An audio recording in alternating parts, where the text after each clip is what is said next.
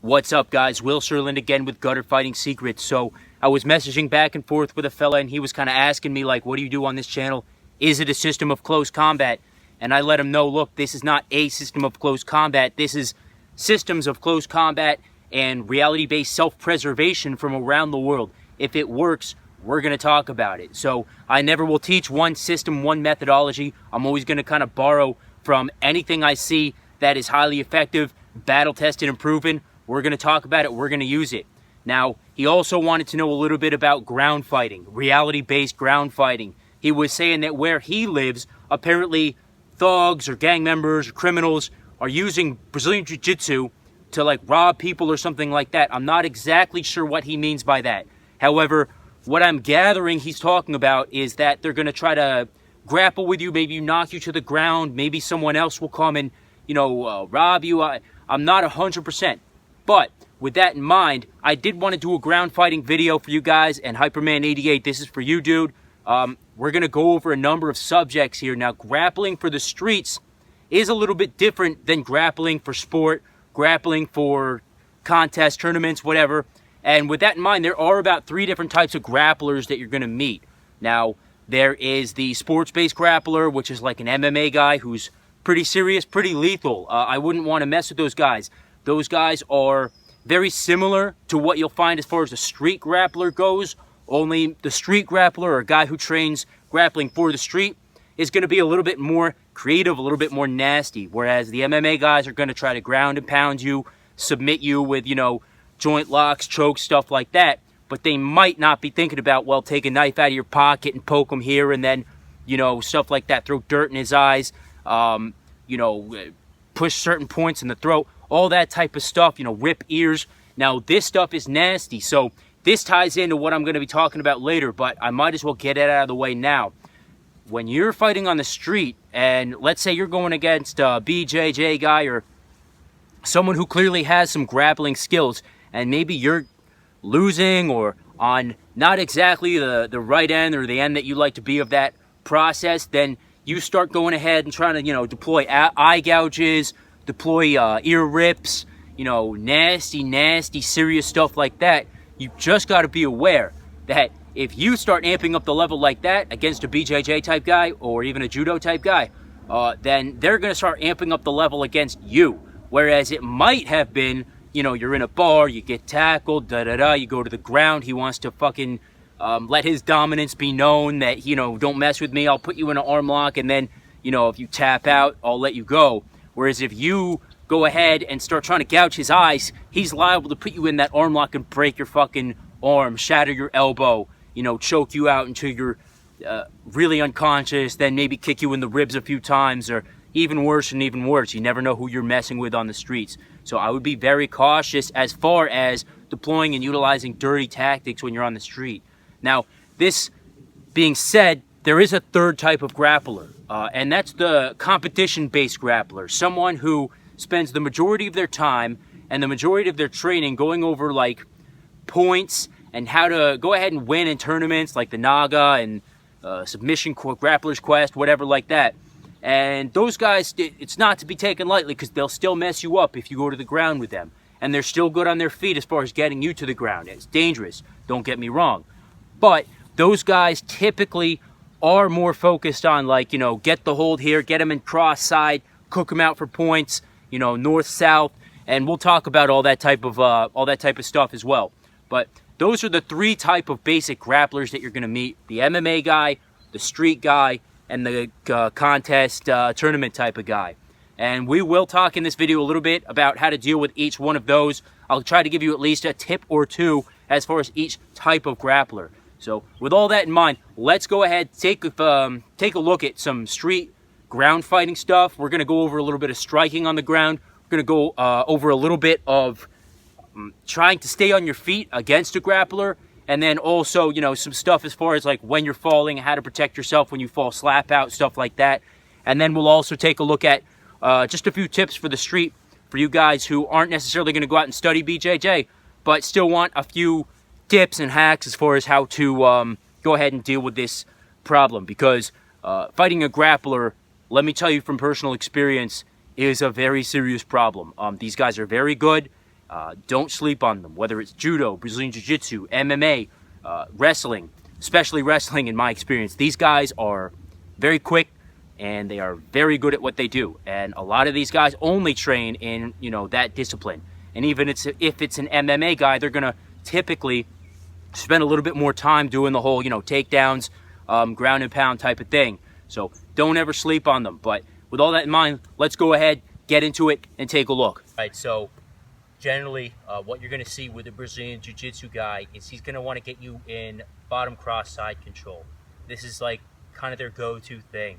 So if Brendan's on his back, and maybe actually, Brendan, get up to your knees again if you don't mind. Maybe we're tussling. I've thrown him around here. I managed to get him on his back. Boom. He goes down. I'm a Brazilian Jiu-Jitsu guy, and I go right into what I always do. Got the underhook. And up here, bottom cross side is what he's on. I'm on top cross side control. The problem with this here is on the streets, if Brendan has a knife or anything like that on him, he can go ahead and deploy it. So we'll show you guys what that might look like. So we'll come this way. I've gotten him down. Boom. Actually, you're gonna fall the other way, bro. So maybe boom, we'll come here. And I'm on top. I've got this, and I'm thinking I'm gonna cook him. However, I didn't see that. The knife comes in, and boom, I'm done. There's nothing I can do. I mean, I'm all hugged up. I've got him tight. What am I gonna do? I don't see it, number one. But even if I do, if he pulls it out, maybe I can come here and try to stop it. Maybe. Maybe he throws a headbutt on me. Boom. Maybe I'm dazed now. Maybe he doesn't throw the headbutt. He just muscles his way through it. Go ahead and try. He muscles his way through it. He throws me. Yeah, maybe he hip bumps me. So he bumps his hip into my chest. Boom. Bumps his hip up. He starts tossing me off. I lose my balance. Maybe I post up. He throws that knife into my throat. He throws that knife into my arm. Now I'm cut. Now I'm bleeding. He throws it into me again. He slashes. He cuts. He messes me up. Now a lot of guys will be talking about, if he has a knife, throw the Kimura on him. Boom. Something like that. And try to get that knife. But the problem is, again, here, see how I'm more pronated out? I'm more off. He can toss me off him. Go ahead and try to bump me off. Boom.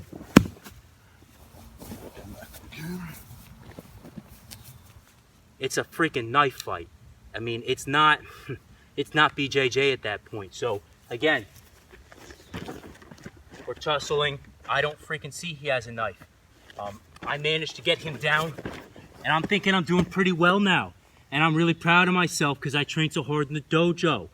And maybe I start coming up, even releasing this bottom cross side. Maybe I'm going to try to come up here and start throwing some punches. But he's sick of that stuff. He doesn't want me to throw punches on him. He's got a knife in his pocket, and at this point, he's thinking about using it. Real quick, it comes out. There's a knife. I want to get him in a straight razor armbar. Maybe at this point I've got it. Maybe he bumps me a little bit. Whatever happens, happens. Boom, he throws it into my throat. Boom, it's difficult. So yeah, I mean, BJJ, it does translate over when you learn the locks and stuff like that and the subs. Sure, if a knife comes out, you have more capability of dealing with it. But this is why I always say, try to avoid it. And definitely try to avoid those positions that are kind of more oriented for a sport like side control. I mean, yes, if that's what you fall back on, that's what you fall back on. We have him in cross side, all of a sudden the knife pops out. It's better to know this stuff than not. But just be aware of that when you are training. It's dangerous. So again, if I take the knife and I get Brendan to come and get me on a bottom cross side, right? So I'm here. He's got me, and I'm just fed up with this. And he's putting pressure on me, and I don't like what this is happening. I'm a street guy. I come here, boom. I get him. Boom, boom, boom. I cut him. I throw him off me. Boom. I cut his throat, and I cut him some more. And that's all there is to it. I mean, it's dangerous. So be aware of that type of thing. Be aware that there are positions that you want to avoid in the street.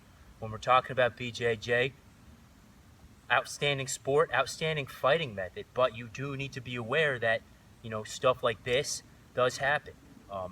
Stuff like the guy's street, and he throws his thumb into your eye and whatever, he starts grabbing at your nuts, that stuff does happen. And with all that in mind, let's take another look here.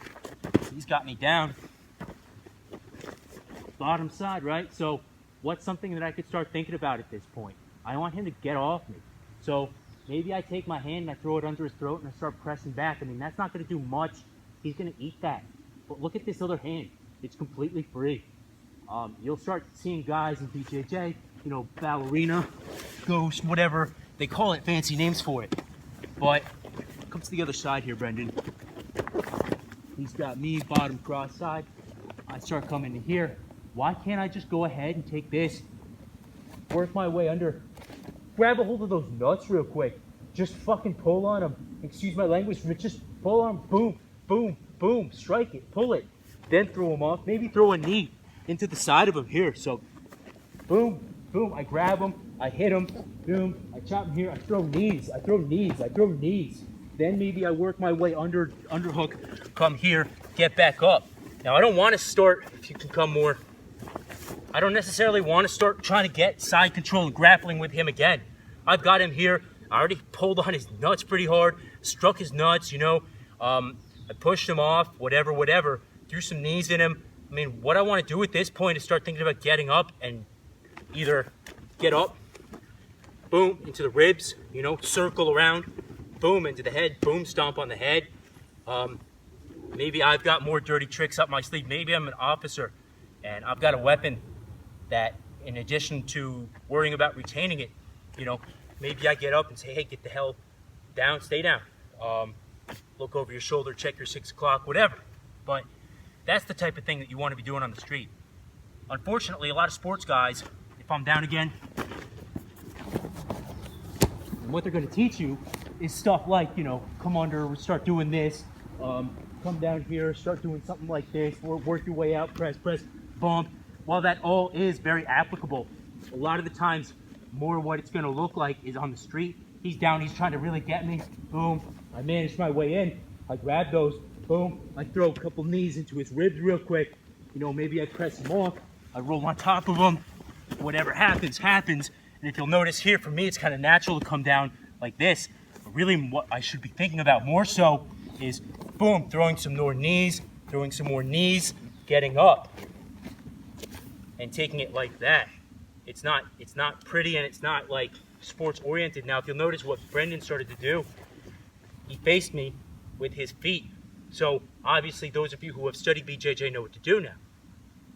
Those of you who are kind of wondering a little bit more about it and what makes it so effective is, at this point, he's facing me. What a lot of guys will want to do is they'll try to circle, but he'll keep his feet pointing towards me. A lot of guys will try to maybe kick him anyway, and then he'll kick you back. And it comes to big kicking contest. No. So if we come in here, I grab those, and maybe I come and throw a knee and put it down, and I swipe those things out of my way. So he's trying to kick me away, and I come in. Maybe I fake this way, and I come in here, grabbing his ankles and throwing them out of the way. Now his natural reaction is to what? Try to hit me or grab me. Exactly. So let's say his natural reaction is to try to grab me up. Okay, that's fine. We can come down here. Maybe we start, but that's more jiu-jitsu stuff. So what I'm trying to say with all this is he's here. I swipe his feet out of the way, and I aggressively make that space. Maybe I, at that point, follow up. But, I mean, if he's good, my best option would be, if I can, make space, run away. Sometimes, like, you know, police, soldier, military, you can't do that. Sometimes maybe, whatever reason, you need to finish that up. So, he comes here, he's aggressive, I grab the ankles, and maybe I fake, maybe I throw them out here, I come around, maybe I start coming with the hammer fist to the sides of the head, maybe I don't bother with that, maybe I come here, I grab him, I throw him this way, I come, and I follow down with a knee onto the cervical spine. Boom, I drop all my body weight down on that. So it's again, boom, fake, boom, he goes over, boom, boom, like that. Maybe a more applicable method would just be, he's rolled over, so boom, throw.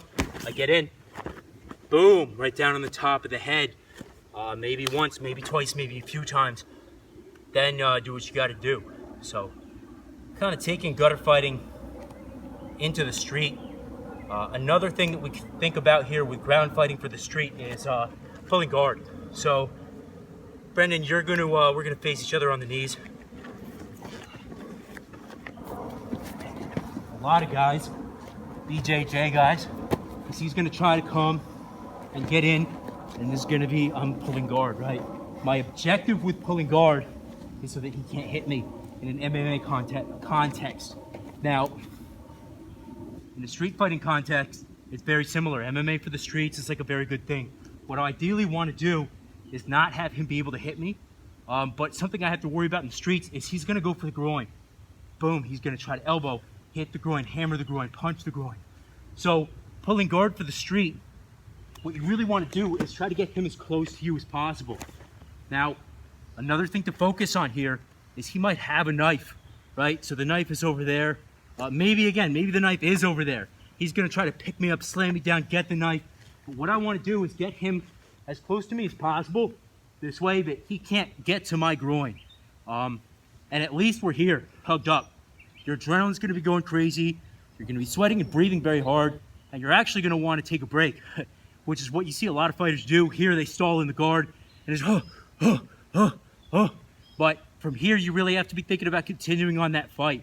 So for the street, and again, a lot of guys will say, like, start working your thumb into his eye, ripping on the ear, all valid things, like if you really need to, sure. Head control really works well here, and you can't necessarily do this in sports, but if you can start getting his head here and then working yourself free, what you could potentially think about doing is you're guarded up, boom, you're tired of him hitting you, you're out of breath, you're adrenaline driven, maybe you can, and this is not gonna necessarily break his neck, but it will drive him away. Boom, you kick him, you kick him, you kick him, and then you can either continue in with the fight. My recommendation would be, to get away. Now, we're on a nice mat here.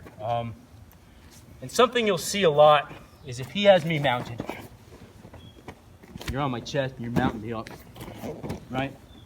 Something you'll see is this, and it's here, right? It's here, and what you're gonna wanna do, just roll him off and come like that. Now, the problem is, let's move up so we can get a better view. That is a very valid technique, but on the street, so boom, boom, boom, we try to get him here, and we try to roll him off, and we get on top of him. What tends to happen, and not so much here, because that was more controlled, your knees will take a beating though. So just think about that. Like if you were to come in and you were to, well actually let's do exactly full mount, and you were to come in here and try to do one of these, boom, whoa, and then land really hard like that on your knee, just be aware that it's gonna take a hell of a beating on concrete or something like that. Same thing with your back. When you land on your back on the concrete, it's bad enough on a mat sometimes, but you land, boom, and then just be aware also, like your head, that's gonna take a hell of a beating going down on the concrete, which is why we talk about slap outs and stuff like that. Keeping your head up and off the concrete is very important. So when you practice those, slapping and keeping your head up, this will also help negate the back of the head getting damaged by the concrete. However, let's say I'm here and Brendan's on top of me mounting me. And if he picks up his arm so the camera can see the head, what do I ideally want to be thinking about now is more keeping my head down onto the concrete. Reason being, if he's striking down upon me and my head's up, and it's taking a hell of a beating, but if I can glue it down onto the concrete, I can at least start to negate that bouncing back and damaging my brain like that until I can start working my way, get some of these arms trapped up so he can't hit me anymore. Then I can start coming and working my other techniques. So it's gonna look like that. Boom, I go down, oh, he mounted me. My head's gonna come down and meet the concrete before he can do it for me. I'm gonna block, I want it to stop. I have to get his arms Now I've got him at least semi-controlled. I can start picking my head up, looking at what's going on, look around as well, make sure there's not some guys coming in from the side, then start thinking about here. Now, for here, a strong guy, you know, look, you're gonna have difficulty, especially if he's bigger than you, weighs more, whatever. I've tried this in my 2 years, you know, on the mats. It doesn't work out like it looks in drilling. So maybe we're not able to bump him off us. Something that might help is if we, at the same time that we hip bump and trap this foot, throw this in to his rib cage, boom, and then bump him. We kind of use the centrifugal force, or just the force, because we get him here, he's gonna go like that. That's gonna help him to start toppling over. So again, he's mounted on top of me. I put my head down, I'm blocking it. I put my elbows up here maybe because they're sharp and it might hurt his fist a little bit. And then I'm able to, at some point, get a control. And I have it for a split second, right? So now I'm trapping the foot and I'm worried about trying to get him to topple over. I want him off me. I try hip bumping him. He's too heavy and he's gonna do some more damage. So boom, I hip bump at the same time and he goes over like that. So I hope you guys enjoyed that. That was briefly Brazilian Jiu-Jitsu or ground fighting for the street. Now, I did not go very in depth with positioning or techniques or anything like that. It was kind of more meant for an eye-opener for you to see, like, hey, if somebody pulls a knife, you know, it can easily happen on the streets. People can easily go for eyes and ears and noses, and, you know, nut jobs are out there, so they will go for your nuts, and you got to be careful about that. So be careful, guys. Now, when I do get home, I'm out of town training right now. I'll be out of town for a little bit. But when I get back, I have lined up a very special treat. Brazilian Jiu-Jitsu black belt that fought professionally in the cage, but also really understands the dynamics of street fighting and the difference between how you need to train for the battlefield, for the street, and then for the cage as well. While there are similarities, there are also differences. So stand by in the next 20 days or so. That should be deploying. We're going to go home. We're going to go to his dojo, and we're going to shoot with him for a day or two. So stand by for that. Now, I don't know if I've mentioned this yet, but my Patreon page, Gutter Fighting Secrets, check it out. Please, if you can spare a couple of bucks, it would really help out. I definitely really love this stuff, and I know you guys who subscribe also do. So if you can help me to share my passion with you guys, you know, whatever, as cliche as that sounds, but look, throw me a couple of bucks. It's going right back into this channel anyways. Let's step this mother flower up and really get a little more professional with it. Anyways, guys, regardless of all that, it's thus far been an honor having you guys subscribe, check the channel out, and I'm going to continue to try to grow this channel and really step it up from here. So thank you. Please remember that you are your first and the last line of defense, and I'll see you in the next video.